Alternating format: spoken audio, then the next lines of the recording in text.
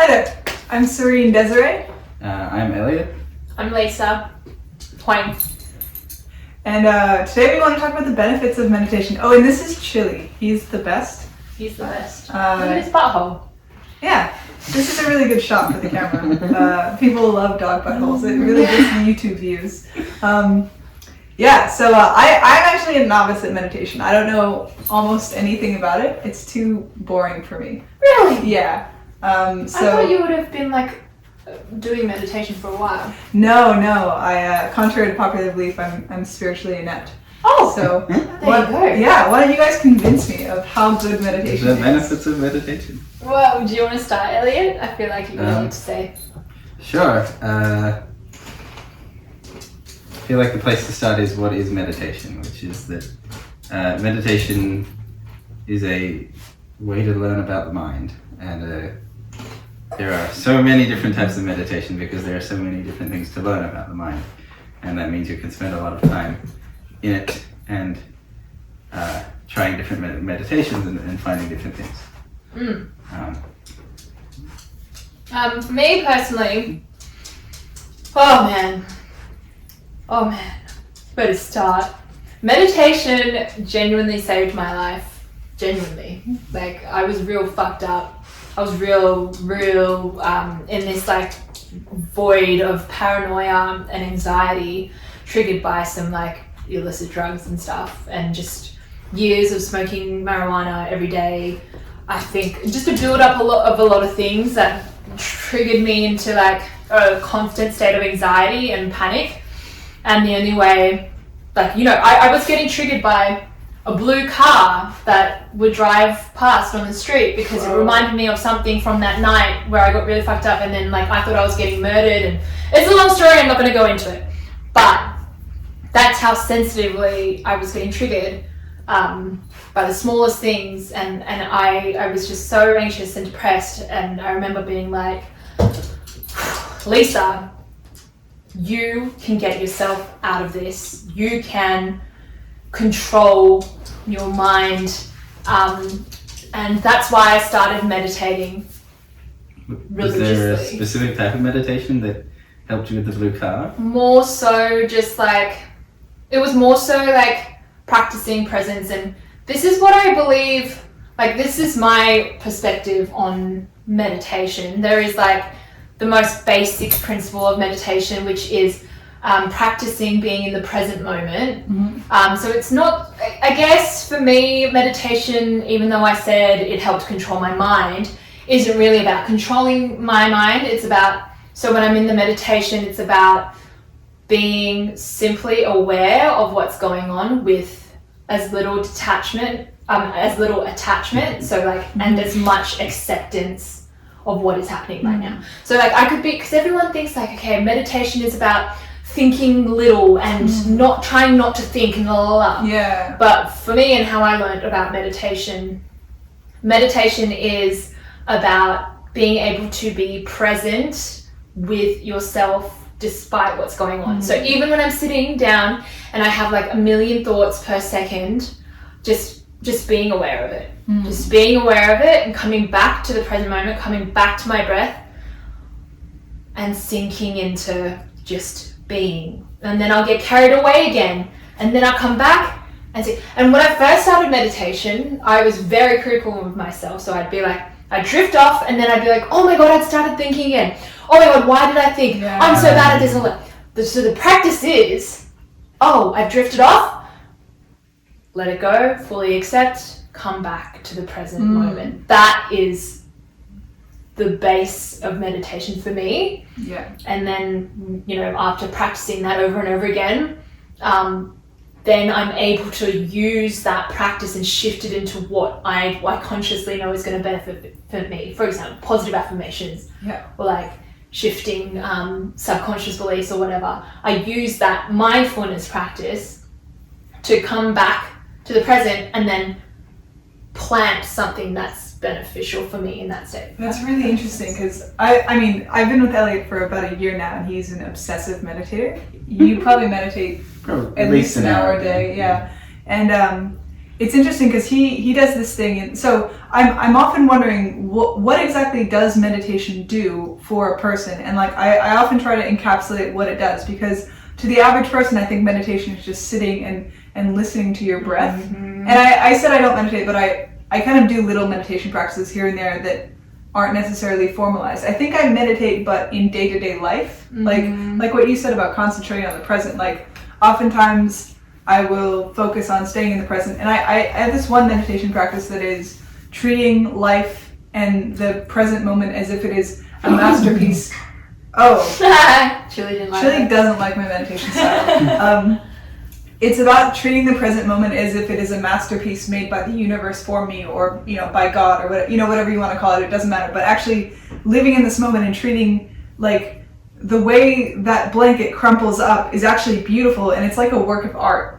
And just the way the light hits every little fold is actually infinitely beautiful.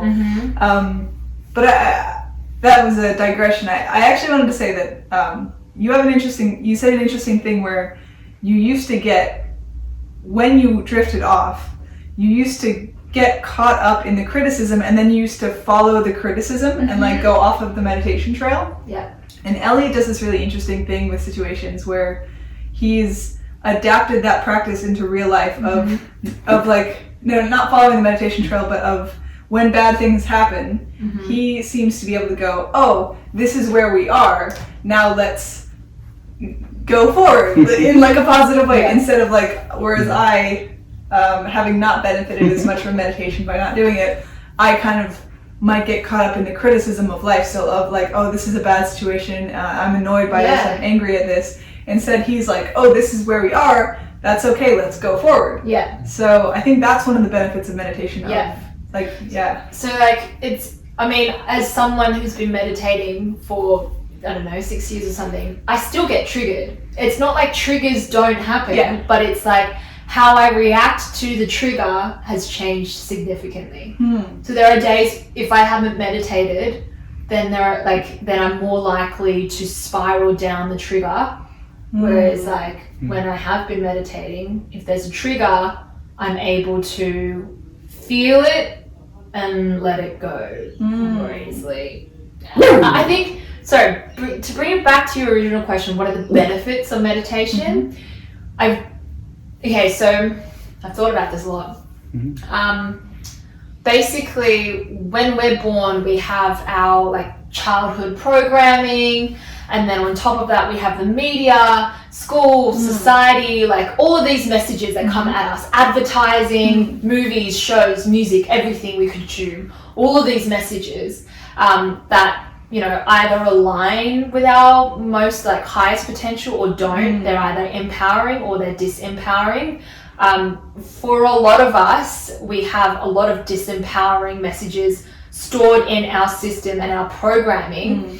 In order to disconnect to those disempowering codes, let's say, and reinstall more empowering ones, not just on the conscious level, but on the subconscious level, it takes meditation. Because like consciously I could say an affirmation, I am abundant, I am deserving of happiness, and blah, blah, blah. I could say that consciously 10,000 times. Yes, but the body says no. Somewhere in my body is like, I don't believe that.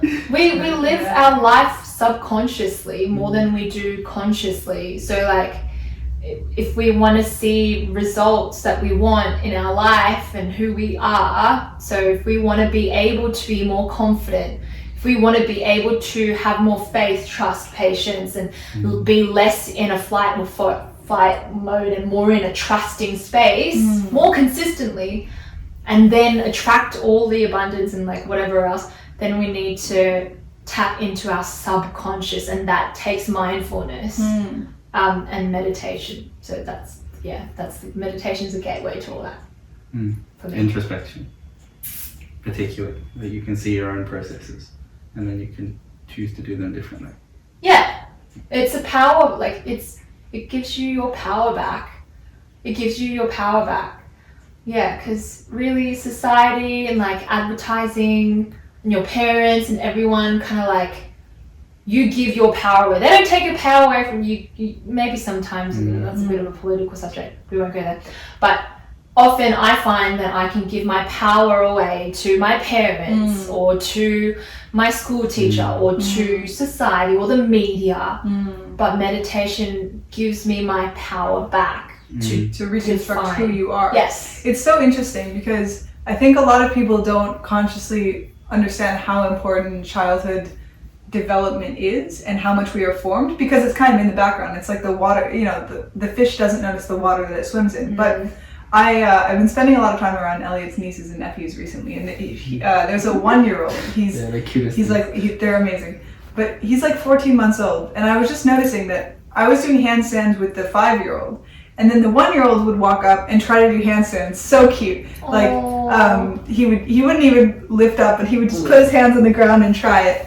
And I realized, he absorbs everything in the environment. And if I was, for instance, yelling at the little girl, or like hitting someone, or just being stressed out, he would also be absorbing that. And that becomes a personality. Yeah. After a couple of years. Yeah, and if a child is raised in this environment where things are not ideal, then it's absorbing all of those things. And actually, meditation helps you, I believe, to kind of take a look at your own firmware and then kind of rejig it so it's more aligned with something positive and growth oriented. Yeah, totally. And it takes full presence and full acceptance, and not gaslighting yourself to change. Like if you want to rewire your firmware, I think that's the word that you use, I don't remember, then it takes being able to admit to yourself, like how many times people, even me sometimes, I try to avoid or deny the fact that I'm in the shits, meditation helps, like I said, when you get carried away in thought, coming back to it and being like, okay, that's okay, instead of being like, oh no, I'm such a terrible blah, blah, blah. So like when I'm in the shits, then being able to, with that, instead of going down the spiral of, oh my god, I'm in the shits, I don't have anything put together, being able to be like, okay, I see all of my shadows and all of my imperfections, all of my flaws, all of my hurt, and I accept it and I embrace it. Like, accepting the reality is like really the first step. So many people will lie to themselves, just, push through, do you know what I mean? Yeah, I see people like that all the time. I do that a lot sometimes. Our culture is kind of based on like, oh, I don't like my job, but I'm just going to push through it. Instead of, I think people... Oh, I should be grateful. Yeah. Or like, people have it worse, or, just ways to gaslight themselves. Yeah. And then they never change. And I think it's interesting because you haven't spoken very much, and I'll let you talk, but I think it's interesting because it seems to be this inherent belief in our culture that you have to work hard and not enjoy yourself for most of the time. But actually, I think there is a different way, and Eliot has kind of enlightened me to this idea that you can enjoy life and get things done at the same time. Like, you can have a positive and hardworking mindset and also have fun in your day-to-day life. Like, it's not either or. It's not happiness or productivity. And what were you going to say? Yeah, this idea of will meditation actually help me with my job? This is this like amazing and fascinating question, because someone will come to me and be like, I hate my job. How can meditation help my job? And the first thing that will happen when they meditate is that they'll be at their desk and they'll be working. They'll be okay, time to meditate. Take a break. 10 minutes of sitting, relaxing, enjoying myself. Close my eyes. Do whatever it is that I'm doing in my meditation form, and then my timer goes off and I go back to my job. And then the next day, the same thing. I'll do my meditation, but the next day, like, I'll hate my job even more. Like, the first thing that will happen is that I will realize just how much I hate my job. And then, meditation does this thing where it works, but not always in the way you expect it. So the first thing that will happen is it makes things worse. Yeah. And then as it gets worse, two things can happen. One, I can go to my boss and be like, oh, I need better assignments. I can't work like this. We need to improve our work culture. Or two, I can actually quit my job and meditation may have caused me to quit my job, but it probably won't get the credit because it was just doing this thing on the side that made me, go to a nice place in my mind or relax and then get back to work. But meditation does things, but it doesn't always get the credit for it. So it kind of brings things out of the unconscious that you were maybe suppressing. Mm-hmm. Yeah, it makes things there are a lot of types of meditation that seem to increase sensitivity, which itself is a neutral action, other than the fact that if you are depressed and you meditate, you will feel more depressed. If you are happy and you meditate, you will feel even happier. But the sensitivity alone just affects what was already there. So should depressed people meditate? No. Huh. It is contraindicated for depression at the basic level because, like I can describe a simple mechanism, the sensitivity is actually bad for depressed people. What they may need to do is a different type of meditation that won't increase sensitivity, but will take them out of where they are. What kind of meditation might that be? Going for a walk. So conventional advice, like getting out of the house and going for a walk. But going for a walk isn't necessarily meditation. Right, but meditation will teach you what your brain is doing. So just like lying in bed and being depressed will I've teach been you depressed what it's and like. meditated. Yes. And Did it get worse it before it got actually, better? I don't remember sequentially if it got worse before it got better, but I just know that it was good for me because I don't know, depression is such a tough subject because it's not like There's one not just size one. fits all. There are It's many like depressions. everyone's depression is different. For me personally, my depression and meditation helped my depression because it helped me feel my feelings. And then I think for me, sometimes when I get depressed, it's when I feel my feelings, but then I get stuck in them. So, and the stories that are linked to the story that triggers the depression, it might be like, I'm never gonna find a boyfriend. Yeah? And then that triggers sadness in me, and then the story keeps feeding the meditation. That's when I go down that that spiral we were talking about. Whereas when I'm meditating, and then a guy comes over and says, I don't want a girl who's depressed. And then it feeds into your life. But what it does, what meditation does for me then is to see the wound. See the wound, the story, become fully aware of it. And then also it helps me to feel the emotion without adding thought to it. So if it's a cry, then I process the cry without any, and normally when you're feeling an emotion, apparently it really just takes 2 minutes or something to feel the emotions and cry and let it go. But if I'm sobbing for hours and hours and hours, that's when the story is keeping me stuck in the emotion. That's when I get depressed. There's a piece of avoidance.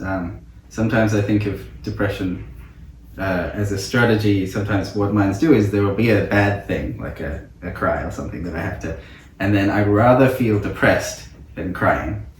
And so I will hang out in the depression rather than just get the crying. Because sometimes depression is actually apathy. Sometimes depression is there's a sorrow there or something, but sometimes it's actually cutting yourself off from emotions to avoid them. Totally. When actually maybe just bringing them up and fully embracing them and being like, I feel this deep sorrow, and then you bring it up as much as you can and then cry it out, and then you kind of process it and get on with your life. Yeah, it's like, how can you feel your emotions without attaching the story and the thought, the judgment? You can. I realized this recently actually, that it's like that I am able to disattach a story from something and then feel. So not only when we say feel the emotion, it's kind of interesting because what is it to feel an emotion? And so for me, part of it is feeling where it is in my body. And so I think not everyone feels emotions in their body or sensations, but a lot of people do. So if I'm really sad, I might feel like a real deep sadness in my chest, like right here maybe. And then there might be something in my diaphragm, like maybe an anxiety, like a tightness there. And then I can bring those out and then let it kind of wash over me and then cry it out or whatever I need to do. And then the story, I think we often think that the story of I'm sad because I'm not good enough at this thing is is the emotion, but they're actually not entangled. They're separate. Yeah. Sometimes it's a two-way street as well. I have a piece of sadness, and because I haven't addressed it and spoken about it or like worked through it for myself, it'll just hang around and like hook itself onto stories. Oh, I'm sad about this. Oh, I'm sad about that. Oh, I must be sad about, like, but the sadness was there first. And it is a sadness that I'm in denial of because I don't want to talk about the thing from yesterday. And so I'm just sad about everything today. It's like just avoidance techniques. Yeah. Brains are really good like that. Yeah, that's where meditation helps. It's like practicing cutting through the bullshit and just seeing. Sometimes I call it untying those knots. We sort of tie ourselves up all in knots. So I actually want to go back to your idea on depression of depressed people shouldn't meditate, or then you kind of said depressed people shouldn't meditate in a certain way. So obviously Lisa has maybe she's dealt with one type of depression by meditating in a certain way, but you're saying that some types of depression you shouldn't meditate in the normal way. So how should you deal with depression from talk to a therapist. Yeah. Well, I don't do that, but no, neither do I. So talk to someone. What you're talking about there is to externalize. So depression is often a inside things feel bad, or where I am in this moment feels bad. And so a good strategy is to go out there. So go for a walk, go talk to someone, go watch some comedy on YouTube. Like do something that is external that can maybe go away from the down place, and then once you feel a bit better, to look back and be like, what the heck was I doing? That's an incredible strategy. There's this thing about depression where it feels compelling. Like I have this urge, like depression says, we have to sit in it, we have to go back there, we have to work out what's going on. And it pulls me, it says, we have to look. And that's something about the nature of depression that says we have to go there. But actually, once I'm there, I have to leave and then look at it from a distance.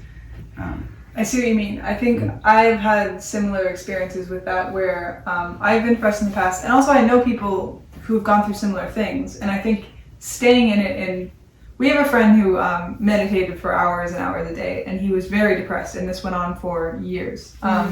And when he actually, so my instincts for him, which I think turned out to be fairly correct, were like, oh, you actually need to go lift some weights. Like, you need to get a job. Like, you need to go and be somewhere else. And so sometimes, I think a lot of people, and it's interesting because I think there are people who are inclined to meditate all the time.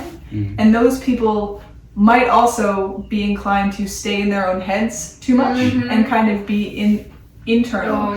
Whereas sometimes I think the solution is external. Like, you actually might be depressed because you're not moving your body enough, or because you're not socializing enough, or whatever. You know, you haven't gained skills that make you proud of yourself. Like, like meditation isn't the single solution. Like, you need a balance of everything. Yeah.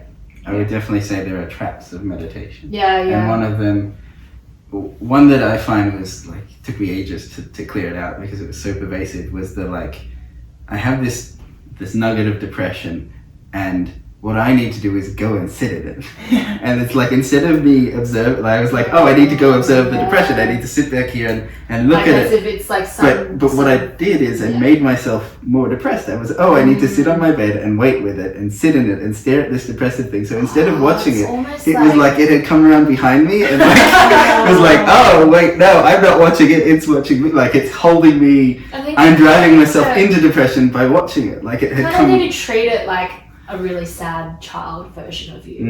If you were to sit that child version in a room on a chair and be like, I'm watching you. Let me study you. Right. What's going on how with many this? scars do you have on your what? Like, that's not what depression will actually be helped by. Meditation is a good gateway to give you the awareness to follow your instincts as well. Like, I have breaks from meditation sometimes. Like, I'll wake up and be like, you know, I did meditation every day consistently. I haven't gone a week without meditation in 6 years. That's great. Because I'll go crazy. But the longest I've... Maybe you won't. And maybe it's worth the experiment the to see what longest happens. I have done that. So the recent the longest break might have been like 3 days or something. But in that time, it just kind of, I did something else. You wake up, well, I woke up and then I would move and that would be my meditation, or I'd go for a walk and that would be my meditation. But when the depression comes, meditation gave me the awareness to like know what to do more. Yeah. Yeah. I think one thing that I realized from being depressed many years ago, but I was quite depressed for a number of years when I was a teenager especially, was that depression is comfortable. Like you actually, it compels you to stay within it and not to search out answers. And that's the problem with depression, is that you actually don't want to, some part of you doesn't want to leave it because it's so comfortable to be in.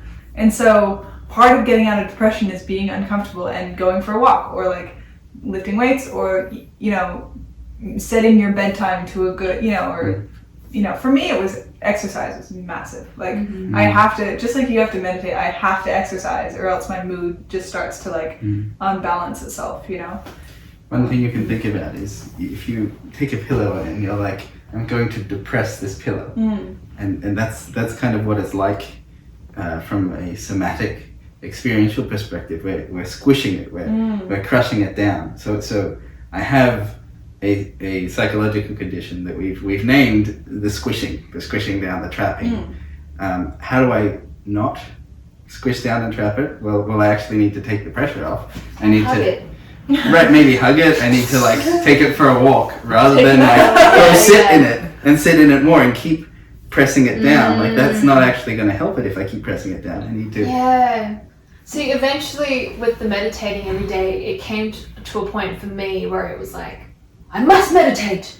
I must, you know, it's done with a force, like an aggression instead of like an allowing. I think that's when it can get. But then you need to see that with your meditative practice and do it differently, hopefully. Yeah. I think that was great. All right, ladies and gentlemen, if you're depressed, take your pillow for a walk. That's it. Thank you very much. And you can find Lisa Hwang. How do you spell your last name? Hwang. All right, on YouTube and Instagram. You are, what is your Instagram? Hwangouts. So it's my last name and then OUTS. That's great. I love it. Thanks. And Eliot Redelman, you can find him. Where can people find you? Bear Lamp. Bearlamp.com.au is my blog. Cool. Yeah. Follow me on Instagram, Serene Desiree. I'll put all the links after the show. Thank you very much.